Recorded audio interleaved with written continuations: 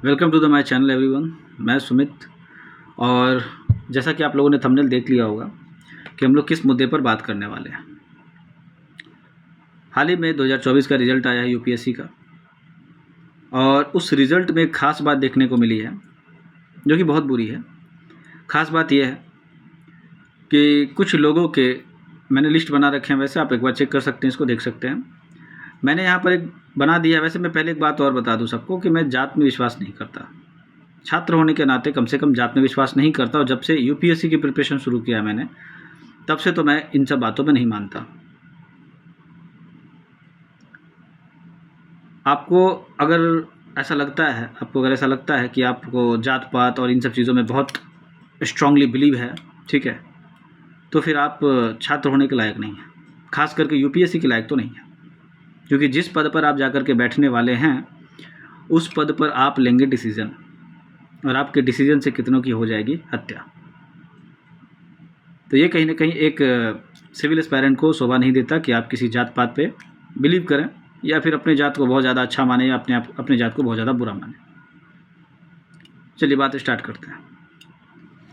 तो हाल ही में रिजल्ट आया है, मैंने लिस्ट दिखा दी आप लोगों को। लिस्ट में आप गौर कर पाएंगे कि जितने भी SC ST कम्युनिटी के लोग हैं और कुछ लोग हैं जो सवर्ण हैं, तो उनके लिखित जो पेपर में जो भी इनके नंबर्स आए हैं वो ज़्यादा थे, SC ST वालों के ज़्यादा नंबर थे। और वहीं उनके साक्षात्कार यानी कि इंटरव्यू में नंबर जो है 160 के करीब आसपास जो है उनको ख़त्म कर दिया गया, मतलब वहाँ तक मैक्सिमम मिला। वहीं दूसरी ओर अगर आप देखेंगे, दूसरी ओर तो दिखेगा कि इनका जो है रिटेन में नंबर कम आया है, सामान्य वर्ग वालों का रिटेन में नंबर कम आया है, लेकिन उनको बराबर पायदान पर खड़ा करने के लिए उनके इंटरव्यू में जो है एवरेज मार्किंग ही 201 की गई है। तो ये कहीं ना कहीं जो है बहुत ज़्यादा सरप्राइजिंग मैं बोलूँगा, या फिर बोलूँगा निराशाजनक बोलूँगा, इसको ज़्यादा अच्छा है इसके लिए शब्द। बहुत ज़्यादा निराशाजनक उनके लिए है जो 8 घंटे 9 घंटे लगातार कंसिस्टेंसी से स्टडी कर रहे थे या कर रहे हैं, और जिनको बाद में निराशा हाथ लगी है। ये तो वो बच्चे हैं जिनका जो आपको पता है सिलेक्शन के बाद, ठीक है, ये तो वो बच्चे हैं जिनका आपको सिलेक्शन के बाद पता चला। कितने बच्चे ऐसे होंगे जिनके बारे में आपको पता नहीं होगा, लेकिन वो बाहर निकल चुके हैं। उनका हो सकता है लास्ट अटैम्प्ट हो कितने स्टूडेंट्स का, लेकिन वो बाहर निकल चुके हैं। अब वो दोबारा उनको मौका नहीं मिलेगा। क्यों नहीं मिलेगा? क्योंकि बस वो SC ST कम्युनिटी के थे। एक छात्र होने के नाते आपका धर्म है कि आप जात पात से ऊपर उठ करके इन सब बातों के लिए आवाज़ उठाएं, और आपके साथ ऐसा ना हो और अन्य स्टूडेंट के साथ ऐसा ना हो। किसी भी क्षेत्र का वो हो सकता है स्टूडेंट, SC ST या कुछ भी हो सकता है, वो जात वर्ग हो सकता है, किसी भी क्षेत्र के एग्ज़ाम का वो दे रहा हो, SSC दे रहा हो या RRB, कुछ भी दे रहा हो, ठीक है, कहीं पर भी उसके साथ जो है इस तरह का कम से कम भेदभाव तो नहीं होना चाहिए। फिर पढ़ने का क्या ही मतलब है? आप इतनी मेहनत कर रहे हैं, आप खुद सोच करके देखिए, आप एज्यूम कीजिए अपने आप, अपने ऊपर लेकर के देखिए कि आपने 8 घंटे बहुत मेहनत की थी, आज बैठ करके अच्छे से पढ़ा, सब कुछ आता है आपको, आपने बहुत अध्ययन किया, घना अध्ययन किया आप। जब आप इंटरव्यू जाते हैं, अच्छा नंबर भी मतलब आपको लगता है कि मैंने बहुत अच्छा कुछ किया है, जब आते हैं तो पता चलता है कि अरे यार ये क्या हो गया। तो इन सब चीज़ों से बचने के लिए दोबारा ना हो, यूपीएससी का तो मुझे समझ में नहीं आ रहा है कि इन पे इतने सारे आरोप लग रहे हैं, तो इन सब चीज़ों को वो ठीक क्यों नहीं कर रहा। यूपीएससी पे ही पहले भी आरोप लगा कि बहुत सारे लोगों का उन लोगों ने जो है ना पास कर दिया। यूपीएससी एक्चुअली वो नहीं करती, यूपीएससी तो एग्ज़ाम कंडक्ट करवाती है, ठीक है।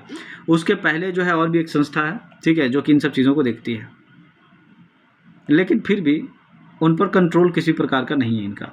कितने सारे लोग, अभी एक सर हैं जिनका नाम मैं भूल रहा हूँ, उन्होंने बहुत सारी लिस्ट दिखाई जिसमें वैसे लोग हैं जिन्होंने ज़बरदस्ती का OBC वो लगा रखा है, क्रीमी लेयर लगा रखा है। नए नए जो उनको जैसा लगता है, उचित लगता है कि मैं इस तरह का सर्टिफिकेट डालूंगा तो मैं पास आउट हो जाऊंगा, तो वो जो मन में आ रहा है वो कर रहे हैं। EBC का सर्टिफिकेट लगवा करके बैठे हुए हैं, जबकि पता चल रहा है पिताजी उसके जो है वो SDM रह चुके हैं या फिर ADM रह चुके हैं। अभी हाल ही में एक लड़की की घटना आई अभी इसी 2024 वाले रिजल्ट में। तो ये क्या चल रहा है? यूपीएससी से सवाल पूछने की ज़रूरत है। हमारे पास सोशल हथियार है, ट्विटर है, यूट्यूब है, जितना हो सकता है ऐसे वीडियोज़ को शेयर कीजिए। मैं नहीं चाहता कि आपके साथ भी ऐसी घटना बाद में हो। जब आपके साथ बीतेगी ये बात, तो फिर आपको जो है सुसाइड ही करना एक लास्ट ऑप्शन आपको नज़र आएगा, जो कि बुरी बात है, नहीं आना चाहिए, लेकिन बहुत लोग कर तो लेते हैं। तो प्लीज़ इस पे गौर कीजिएगा। और ये वीडियो इसी बारे में था, अवेयरनेस के बारे में था, क्या चल रहा है यूपीएससी में उसके बारे में था। आप लोग को सबको पता है कि बीपीएससी जैसे एग्ज़ाम में इतनी सारी धांधली हुई है, बहुत सारी चीज़ें हुई हैं, ठीक है, जिसको कई स्तरों पर प्रूव भी किया गया है, लेकिन सुप्रीम कोर्ट में जाकर के अंततः हार गई चीज़ें, ख़त्म हो गई चीज़ें, ठीक है। वो अलग बात है, हम लोग सम्मान करते हैं सुप्रीम कोर्ट का, हम लोग सम्मान करते हैं अपने कॉन्स्टिट्यूशन का, संविधान का, लेकिन गड़बड़ियाँ तो होती हैं, गड़बड़ियाँ तो होती हैं, इस पर आप नकार नहीं सकते। तो इन्हीं सब बातों के साथ विराम करना चाहेंगे और इसको रोकना चाहेंगे वीडियो को। अवेयरनेस के पर्पज़ से ये वीडियो बनाया गया था।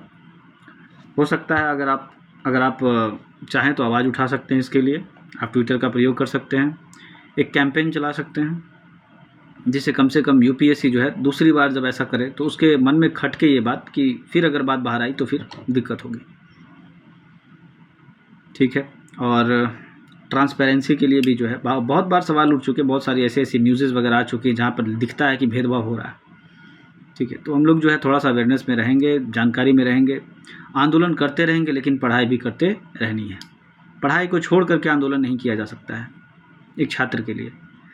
अगर आप बेरोज़गार हैं फिर कर रहे हैं तो कोई बात नहीं, अगर आप कामकाज में हैं और फिर कर रहे हैं तो कोई बात नहीं, लेकिन एक छात्र के लिए जो प्रॉपर स्टडी कर रहा है उसके लिए, खास करके यूपीएससी एग्ज़ाम में, तो आप ऑनलाइन कैंपेन ही चलाएं, फिजिकली आप जा करके कहीं आंदोलन नहीं चला सकते।